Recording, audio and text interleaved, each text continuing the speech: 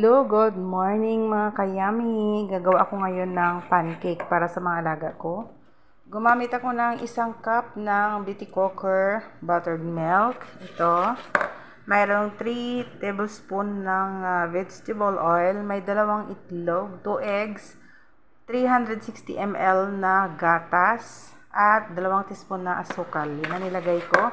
Itong butter, kailangan natin ito mamaya doon sa paglutuan. Ayan na siya guys, na-mix na natin siya ng maigi. Ang butter, gagamitin natin yan dito sa ating lutuan na smiley.